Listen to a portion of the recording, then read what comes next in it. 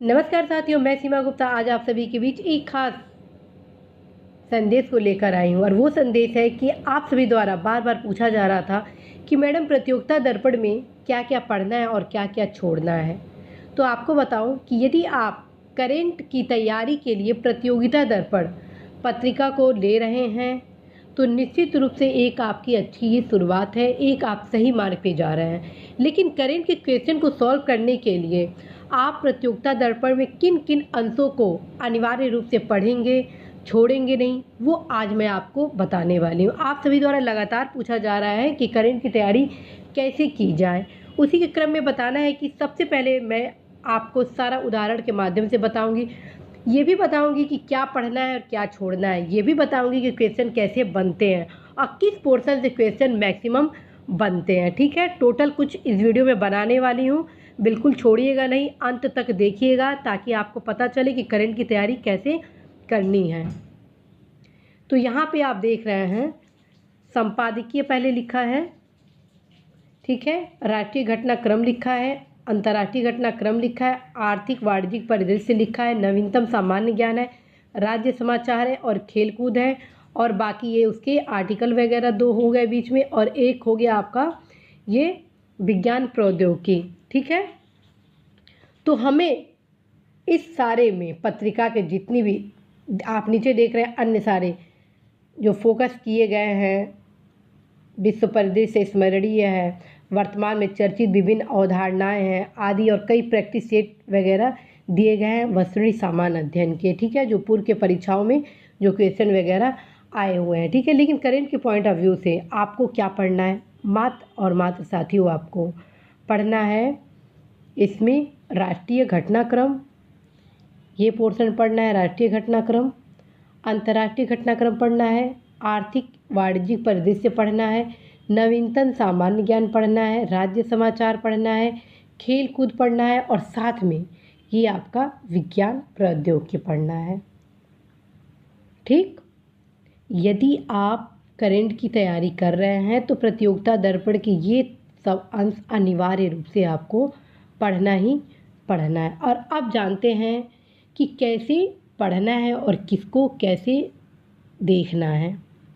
तो आइए सबसे पहले मैं आपको राष्ट्रीय घटनाक्रम पे ले चलती हूँ। आप यहाँ देख रहे हैं मैं आपको राष्ट्रीय घटनाक्रम कैसे पढ़ते हैं, राष्ट्रीय खबरें कैसे, अंतर्राष्ट्रीय घटनाक्रम को आप पढ़ेंगे कैसे, आप आर्थिक वाणिज्यिक परिदृश्य को पढ़ेंगे कैसे, आप नवीनतम सामान्य ज्ञान को पढ़ेंगे, ठीक है, कैसे आप राज्य समाचार को पढ़ेंगे आदि सूचनाएं आज मैं आप सभी को देने वाली। साथ में ये भी बताने वाली हूँ कि खेलकूद के अंश को कैसे पढ़ेंगे और विज्ञान प्रौद्योगिकी के जो अंश हैं दिए गए हैं जो प्रतियोगिता दर्पण में, उसका अध्ययन हम कैसे करें। ठीक है, तो सबसे पहले आते हैं हम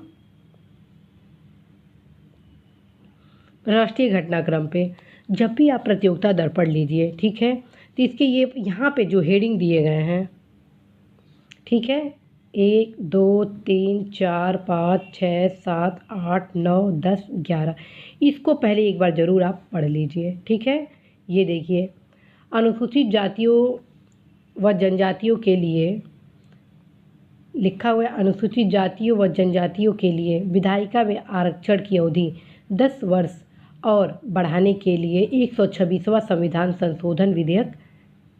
ठीक है, तो ये जो मैं बता रही हूँ इसको आप पहले एक बार ज़रूर एक दृष्टि में करके आप पढ़ लीजिए, क्योंकि करंट के क्वेश्चन यदि 40 पूछे जा रहे हैं, ठीक है, तो 10 क्वेश्चन इसी भाग से पूछ दिए जाते हैं। ठीक है, मैं क्या बोल रही हूँ, करंट के क्वेश्चन यदि 40 पूछे जा रहे हैं तो 10 क्वेश्चन इसी भाग से पूछते हैं। ठीक, जानिए कैसे।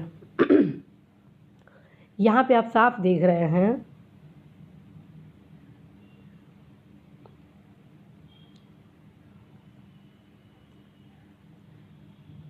कि लिखा हुआ है अनुसूचित जातियों व जनजातियों के लिए विधायिका में आरक्षण की अवधि 10 वर्ष और बढ़ाने के लिए 126वां संविधान संशोधन विधेयक।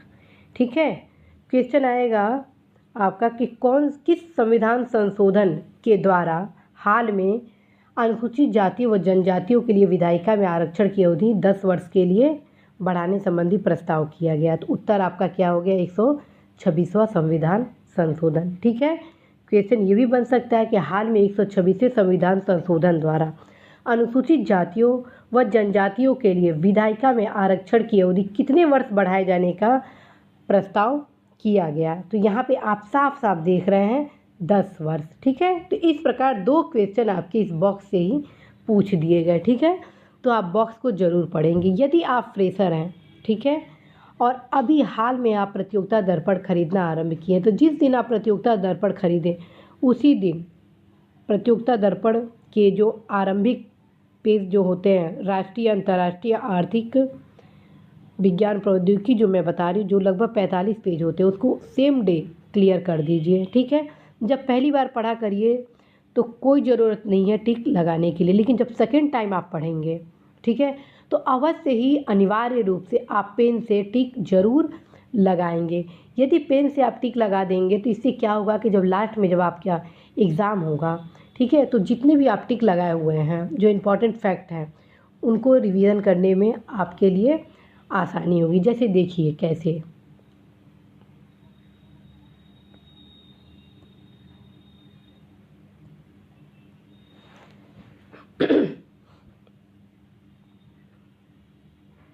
यहाँ पे मैं दादर नगर हवेली को लेती हूँ। जैसे क्वेश्चन है, दादर एवं नगर हवेली तथा दमन एवं दीव के प्रस्तावित विलय के परिणाम स्वरूप केंद्र शासित प्रदेश की संख्या 9 से घटकर 8 हो गई। ठीक है, इसमें टोटल 2 क्वेश्चन आपके 3 क्वेश्चन बन गए। ठीक है, 3 क्वेश्चन कैसे, पहला क्वेश्चन देखिए, ऐसे पहले आप टिक लगाएंगे। क्वेश्चन कैसे बनेगा अभी हम बाद में बताएंगे, पहले ये बताना है कि कैसे पढ़े।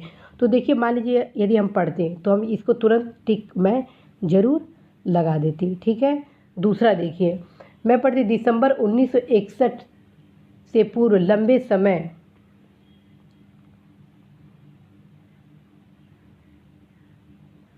दिसंबर 1961 से पूर्व लंबे समय तक पुर्तगाली उपनिवेश रहे केंद्र शासित प्रदेश दादर नगर हवेली तथा दमन दीव का विलय कर इन्हें एक ही केंद्र शासित प्रदेश के रूप में रूपांतरित करने के दादर नगर हवेली और दमन दीव विधेयक 2019 को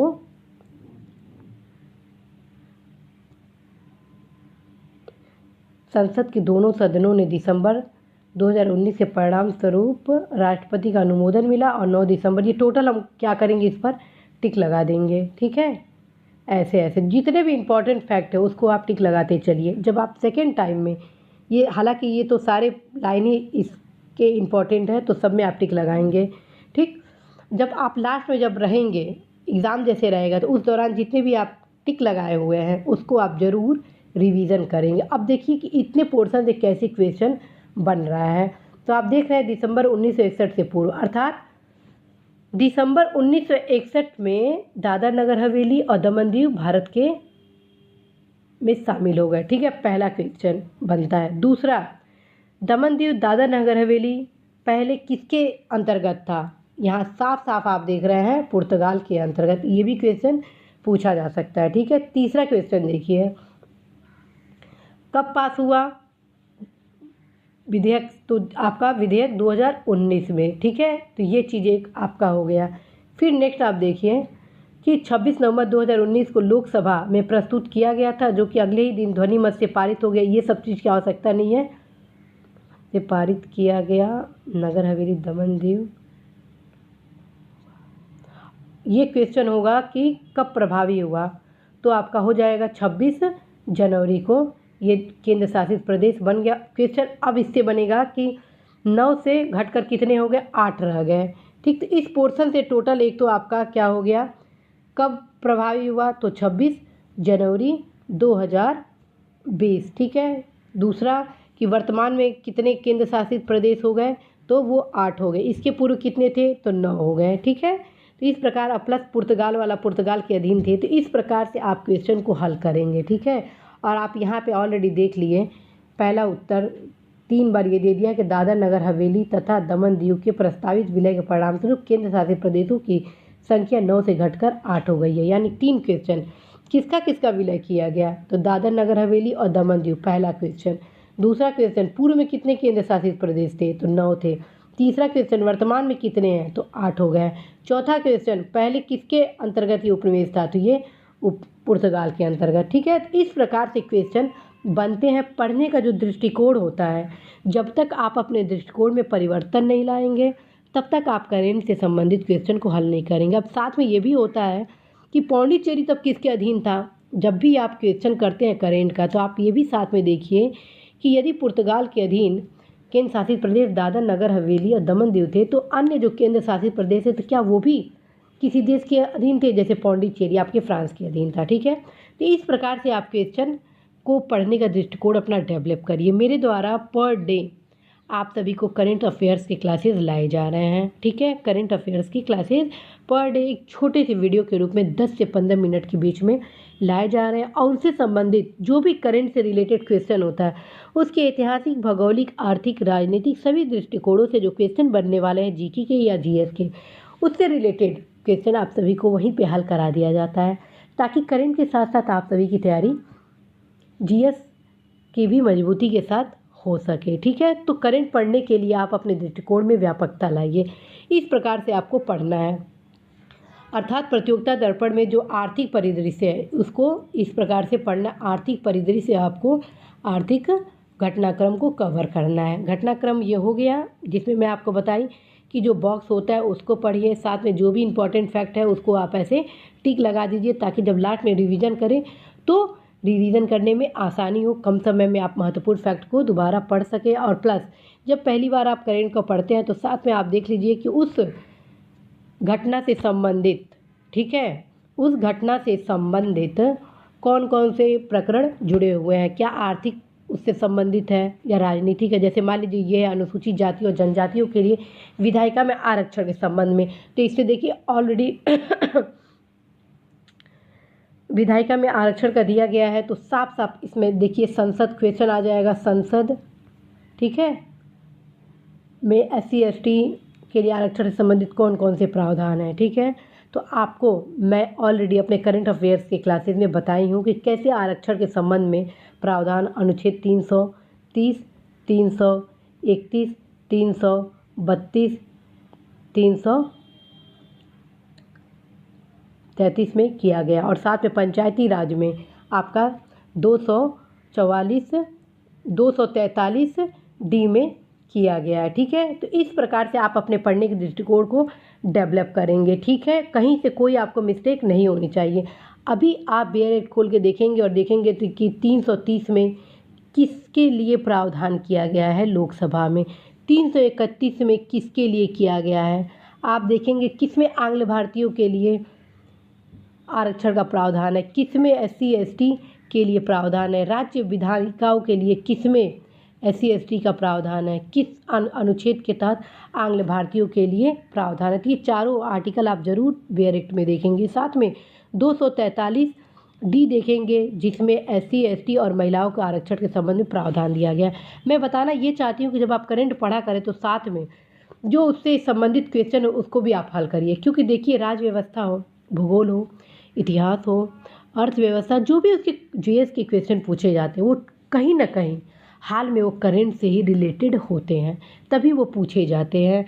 तो यही होता है इम्पॉर्टेंट फैक्ट। ठीक है, तो इस प्रकार आप देखिए कि कैसे आप राष्ट्रीय घटनाक्रम को कवर कर रहे हैं। साथ में आपको ये बताना है कि इससे बहुत जल्द मेरे द्वारा आप सभी के बीच समसामयिक दिग्दर्शिका करंट अफेयर्स मासिक क्लासेस लाए जाएंगे, जिसमें आपको एक माह के समस्त घटनाएं दी जाएंगी और उसी के साथ साथ आपके टोटल GS की भी तैयारी कराई जाएगी। जैसे कि यहाँ पे आप देख रहे हैं कि 10 वर्ष आरक्षण की अवधि के संबंध में किया गया है, तो इससे क्या क्या आर्टिकल कौन कौन से जुड़े हैं ये टोटल चीज़ मैं आपको बताने वाली हूँ। ठीक है, तो इस प्रकार आपको बताने के प्रतियोगिता दर पर पढ़े तो आप अवश्य ही राष्ट्रीय घटनाक्रम को कवर करें। ठीक है, अब आते हैं अंतर्राष्ट्रीय घटनाक्रम। सेम प्रोसेस आपको इसमें भी अपनाना है। ठीक है, अंतर्राष्ट्रीय घटनाक्रम में भी सबसे पहले आप बॉक्स को पढ़ेंगे। देखिए बॉक्स में इसके नाटो का 30वां शिखर सम्मेलन लंदन के निकट वाटफोर्ड में संपन्न। क्वेश्चन आ जाएगा हाल में नाटो का शिखर सम्मेलन कहाँ हुआ, तो उत्तर हो जाएगा लंदन। क्वेश्चन ये आ जाएगा हाल में नाटो का कौन सा शिखर सम्मेलन हुआ, तो आपका ये हो गया 30वां शिखर सम्मेलन। क्वेश्चन हो जाएगा कि नाटो का लंदन के कहाँ पर हुआ, तो ये आपका हो गया वाटफोर्ड में संपन्न हुआ। ठीक है, और क्वेश्चन हो जाएगा हाल में किसका 30वां शिखर सम्मेलन लंदन के वाटफोर्ड में किया गया, तो उत्तर हो जाएगा आपका नाटो। तो आप देख रहे हैं इस बॉक्स से कितने क्वेश्चन को कवर किया गया है। साथ में आप जब भी कोई करंट पढ़े तो साथ में ये भी देखें कि नाटो की स्थापना कब हुई थी, ठीक है, नाटो का क्या कार्य है, ठीक है, लंदन किस नदी के किनारे बसा हुआ है, ठीक है। क्वेश्चन जो भौगोलिक, राजनीतिक, ऐतिहासिक, आर्थिक होते हैं वो करंट से ही रिलेटेड होते हैं, ये चीज़ आप ध्यान में रख लीजिए। यदि आप IAS, PCS समीक्षा अधिकारी, सहायक समीक्षा अधिकारी, APS, खंड शिक्षा अधिकारी, PCS लोअर आदि कोई भी एग्ज़ाम दे रहे हैं, चाहे वनडे कोई भी एग्ज़ाम दे रहे हैं, SSC, बैंक, PO या कोई भी, उससे जो भी GS पूछे जाते हैं वो करंट से ही रिलेटेड होते हैं, ठीक है। तो आपको मैं बताई, अब फिर उसके बाद इसको जब आप बॉक्स को पढ़ लेते हैं तो जितने भी आपके इंपॉर्टेंट फैक्ट होते हैं उसको आप लाइन लगाएंगे। जैसे आप यहाँ देख रहे हैं उत्तरी अटलांटिक संधि संगठन, नॉर्थ अटलांटिक ट्रीटी ऑर्गेनाइजेशन का 30वां शिखर सम्मेलन ब्रिटेन के लंदन के निकट वाटफोर्ड में दिसंबर 2019 में संपन्न हुआ। स्थापना की 70वीं वर्षगांठ पर यह आयोजित शिखर सम्मेलन था, और जो उसके मुख्य खबर उस पर आप टिक जरूर लगा देंगे ताकि आप लास्ट में उसको अच्छे से कवर कर सके, ठीक है। तो इस प्रकार से मैं आपको बताई कि कैसे आपको ये अंतर्राष्ट्रीय घटनाक्रम को कवर करना है। अब आते हैं आर्थिक और साथ में ये भी बताना है कि प्रतियोगिता दर्पण में चाहे वो आर्थिक परिदृश्य हो, अंतर्राष्ट्रीय परिदृश्य हो, राष्ट्रीय हो या कोई भी हो, जब प्रतियोगिता दर्पण द्वारा कि कोई भी किसी भी करंट से संबंधित बॉक्स में कुछ सूचनाएं जो दी जाती हैं उन पे आप अवश्य ही ध्यान में देंगे, क्योंकि वो बॉक्स जो देता है उससे प्रायः क्वेश्चन वहीं से बनते हैं, ठीक है। तो उसको आप ज़रूर फोकस करेंगे। तो आप यहाँ पे देख लीजिए 2019 की 5वीं द्वैमासिक मौद्रिक नीति में बैंकिंग दरें अपरिवर्तित, ठीक है। तो आप यहाँ पे जो जो आपका महत्वपूर्ण हो उसको आप ऐसे ऐसे टिक लगा लेंगे। इससे क्या फ़ायदा होगा, ताकि आप लास्ट में रिवीजन करने में आपके लिए कोई समस्या उत्पन्न नहीं होगी। आपको मैं बताई थी बॉक्स ज़रूर पढ़ा करें, तो यहाँ पे एक बॉक्स रहा और एक यहाँ पे रहा, ठीक है, जिसमें लिखा हुआ है प्रमुख बैंकिंग दर एक दृष्टि में। क्वेश्चन पूछ देगा सीधे सीधे हाल में रेपो दर कितना है, तो यहाँ सीधे सीधे उत्तर हो रहा है 5.15%। क्वेश्चन आ जाएगा बैंक दर कितना है, तो 5.40%, ठीक है। तो ये हुआ बॉक्स का महत्व। यदि आप पढ़ेंगे ढंग से तो निश्चित है कि कोई भी क्वेश्चन आपका गलत नहीं होगा। मैं पूरा प्रयास कर रही हूँ आप सभी को ज़्यादा से ज़्यादा क्लासेस लेने का, और पूरा मतलब कि कहा जाता है कि पूर्ण परिश्रम के साथ आप सभी के सफलता दिलाने में मैं अपना योगदान को दे रही हूँ। बस ये चाहती हूँ कि आप लोग थोड़े अपने परिश्रम को और आगे बढ़ाइए, सतत अभ्यास करिए, और मार्गदर्शन जो दिया आपको जा रहा है वो निश्चित रूप से सही दिया जा रहा है, बस आप उसका पालन करें। और यदि आप सतत अभ्यास करेंगे साथियों तो निश्चित रूप से कितना भी कठिन लक्ष्य क्यों ना हो, बहुत उसे आसानी से प्राप्त किया जा सकता है। कोई नहीं जानता है कि वह टॉपर बनने वाला है। यदि आप सही दिशा में आगे बढ़ेंगे तो साथियों अगले टॉपर आप बन सकते हैं। तो ये रहा आपका आर्थिक घटनाक्रम, ठीक है। यहाँ पे भी देखिए रिजर्व बैंक की नीतिगत दरों के बारे में दिया गया, इस पे भी आप जरूर एक बार दृष्टि डालेंगे। खास तौर पे ये भी आपको बताना है कि प्रतियोगिता दर्पण द्वारा जैसे जितने भी हाईलाइट किए जाते हैं उसको भी आप जरूर पढ़ेंगे। क्या क्या, प्रतियोगिता दर्पण के जितने बॉक्स हैं, चाहे वो करंट से रिलेटेड हो या उस रिलेटेड से संबंधित एक बड़ा बॉक्स हो, प्लस जितने भी हाईलाइटेड वो किया रहता है उसको भी आप जरूर पढ़ेंगे। इसके अलावा जितनी भी सूचनाएं दी जाती हैं, जो जो फैक्चुअल होंगे उस पर आप टिक लगाएंगे ताकि लास्ट में उसको आप अवश्य रिवीजन करेंगे। अब हम आते हैं साथियों नवीनतम सामान्य ज्ञान प्रतियोगिता दर्पण के। नवीनतम सामान्य ज्ञान जितने होते हैं सब आप अनिवार्य रूप से पढ़ेंगे, ठीक है, कहीं से कोई कमी नहीं करेंगे। लेकिन लास्ट मोमेंट के लिए भी आप इसमें भी कुछ हल्के हल्के लाइन जरूर खींचेंगे। जैसे आप यहाँ देख रहे हैं हर्षवर्धन श्रृंगला होंगे नए विदेश सचिव, ठीक है, तो इसको आप ऐसे ही टिक लगा लीजिए ताकि जब लास्ट मोमेंट हो तो खटाखट आप उसको रिवीजन कर सके, ठीक है। इसी प्रकार से आप देख रहे हैं अपोलो हॉस्पिटल समूह की संगीता रेड्डी सत्र 2019-20 के लिए फिक्की की अध्यक्ष बनी। तुरंत आप इसको क्या करिए, इसको टिक लगाइए संगीता रेड्डी, ठीक है, क्योंकि अक्सर फिक्की के अध्यक्ष के बारे में पूछा जाता है, ठीक है। तो इस पे भी आप टिक लगाएंगे। जब पहली बार रिवीजन करेंगे तो पढ़ेंगे आप सब, लेकिन उस सब में आप क्या करेंगे, जो मोस्ट इम्पॉर्टेंट होता है उसको ज़रूर आप टिक लगा लेंगे, ठीक है। जैसे संगीता रेड्डी इसके अध्यक्ष है, तो ये जो रेड में दिया गया है उसको आप अनिवार्य रूप से पढ़ेंगे ही पढ़ेंगे। तो इस प्रकार आप अपने इसको कवर करेंगे। और जैसा कि मैं बताई थी कि बॉक्स में जितना दिया जाता है उसको आप ज़रूर पढ़ेंगे। जो फुल फॉर्म दिया गया है सिटीजनशिप अमेंडमेंट एक्ट, इसको भी आप पूरा रिवीजन करेंगे। तो साथियों, आपको अभी तक मैं राष्ट्रीय, अंतर्राष्ट्रीय, आर्थिक, नवीनतम सामान्य ज्ञान बताई कि कैसे पढ़ना है। अब मैं आपको ले चलती हूँ राज्य। अब आप देखिए कि आपको कौन से राज्य की परीक्षा देना है। जैसे मान लीजिए यदि आप यूपी पीसीएस की तैयारी कर रहे हैं, एमपी पीसीएस की तैयारी कर रहे हैं, बिहार पीसीएस की तैयारी कर रहे हैं, झारखंड पीसीएस की तैयारी कर रहे हैं, राजस्थान पीसीएस की तैयारी कर रहे हैं, तो एक बार तो आप सारे राज्यों को तो पढ़ लेंगे, लेकिन जब आप अपने स्टेट से संबंधित एग्ज़ाम जा रहे हैं देने के लिए, तो उस पर आप विशेष फोकस करेंगे। जैसे मान लीजिए आप उत्तर प्रदेश के निवासी हैं और यूपी पीसीएस के एग्ज़ाम दे रहे हैं, तो आप अवश्य ही जो हेडिंग दिया है मथुरा में पेप्सिको के चिप्स प्लांट की स्थापना हेतु मार्ग प्रशस्त, इसको आप पूरा पढ़ेंगे, क्योंकि क्वेश्चन आ जाएगा हाल में कहाँ पर पेप्सिको के चिप्स प्लांट की स्थापना का मार्ग प्रशस्त हुआ, तो उत्तर हो जाएगा साथियों मथुरा, ठीक है। तो इस प्रकार आप टिक लगा दिया करिए ताकि लास्ट में रिवीजन कर लें। आप सभी को मेरे द्वारा बताया जाता है कि अंतिम 15 दिन में आप अपनी तैयारी को कैसे और मजबूत करें। तो जो टिक मैं बताती हूँ, जिसमें मैं बताती हूँ कि लाइनिंग जितना होता है उसको रिवीजन करें, तो अंतिम दिनों में जितने आप ये लाइन किए रहते हैं उसको पढ़ना होता है साथियों।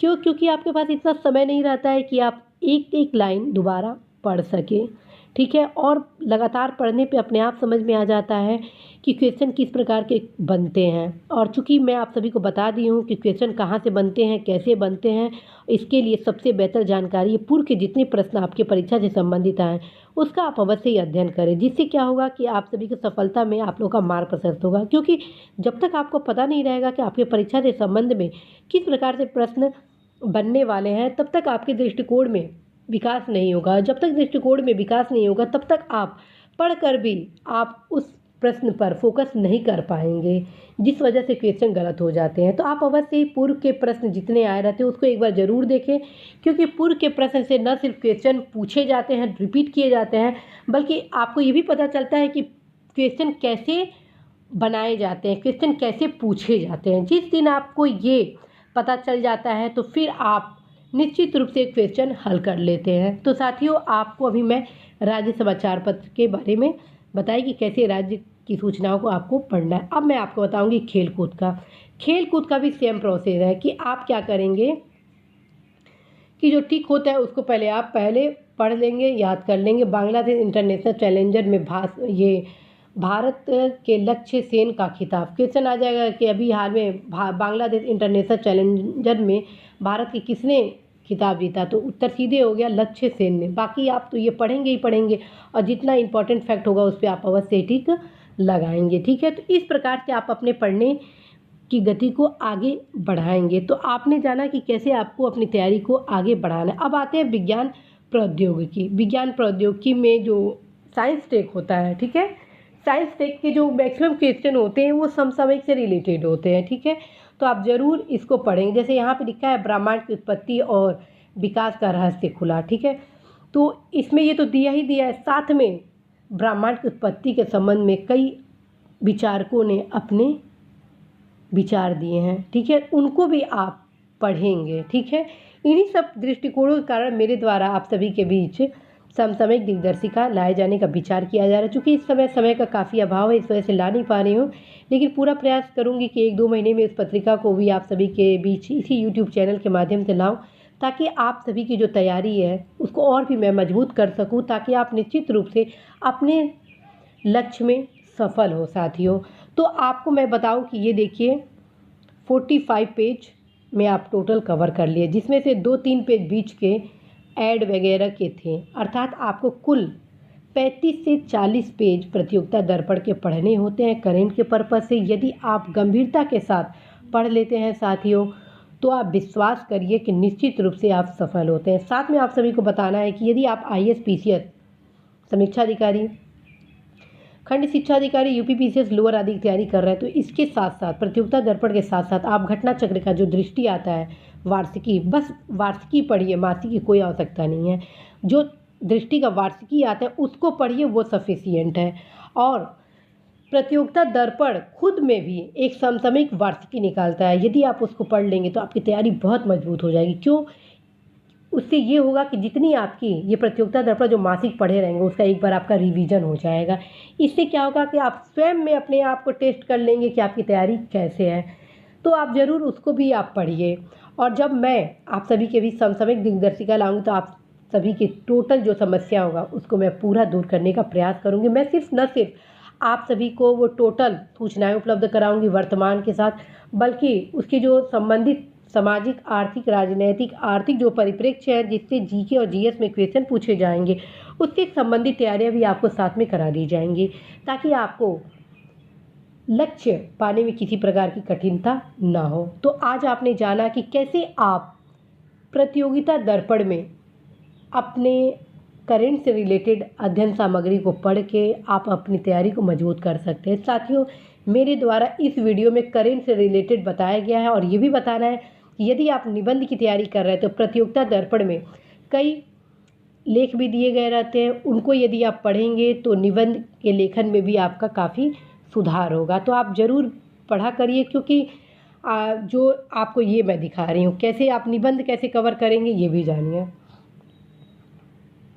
जैसे क्वेश्चन ये आ गया निबंध का, महात्मा गांधी का राजनीति में प्रेस असहयोग आंदोलन, ये महत्वपूर्ण नहीं है उतना महत्वपूर्ण। जैसे मान लीजिए ये आ गया लोकपाल भ्रष्टाचार से मुक्त भारत के लिए एक पहल, तो ये एक निबंध के लिए ये थोड़ा सा ठीक लग रहा है, ठीक है। तो इसको यदि आप पढ़ेंगे तो निश्चित रूप से जब भ्रष्टाचार से रिलेटेड कोई भी निबंध आएगा तो आप उसमें लोकपाल से संबंधित कुछ प्रावधान को उसमें सम्मिलित कर लेंगे और साथ में आपकी जो लिखने की जो शैली होगी वो भी सुधार होगा। इसके अलावा जब आप खाली हो, ठीक है, तो उसमें आप प्रैक्टिस सेट ये जितने दिए गए हैं वो लगा सकते हैं। इससे कहीं ना कहीं आपके सामान्य अध्ययन और में काफ़ी निखार आएगा, ठीक है। तो इस प्रकार आपको मैं बताई कि कैसे आप करंट की तैयारी कर सकते हैं और निबंध की यदि आप तैयारी कर रहे हैं तो कैसे निबंध की विषय सामग्री आप पढ़ सकते हैं। यहाँ पे भी एक लिखा है पर्यावरण लेख, ये भी आप निबंध के लिए इससे पढ़ सकते हैं, ठीक है। और समान नागरिक संहिता और पर्सनल लॉ, ये भी इम्पोर्टेंट है निबंध के लिए। तो इस प्रकार देखिए कि कैसे हर चीज़ को आप निकाल सकते हैं। हर चीज़ का एक समय होता है। यदि आपका एग्ज़ाम नज़दीक है और करंट की आप तैयारी कर रहे हैं तो बस और बस आप प्रतियोगिता दर्पण का ज़्यादा कुछ नहीं पढ़ेंगे। क्या पढ़ेंगे? करंट के लिए राष्ट्रीय, अंतर्राष्ट्रीय, आर्थिक वाणिज्यिक परिदृश्य, नवीनतम सामान्य ज्ञान, राज्य समाचार, खेल कूद और विज्ञान प्रौद्योगिकी। यदि ये आप पढ़ते हैं तो आपका सारा करंट कवर हो जाएगा साथियों। और मेरे द्वारा आप सभी को प्रतिदिन करंट अफेयर से संबंधित वीडियो लाया जा रहा है, उसको आप अवश्य ही देखिएगा। यदि आप उसका नियमित रूप से देखेंगे तो आपके करंट की तैयारी निश्चित रूप से मजबूत होगी। इसी आशा के साथ कि आप अवश्य ही अपने लक्ष्य में सफल होंगे साथियों। मैं सीमा गुप्ता आज आप सभी से विदा लेती हूँ। नमस्कार।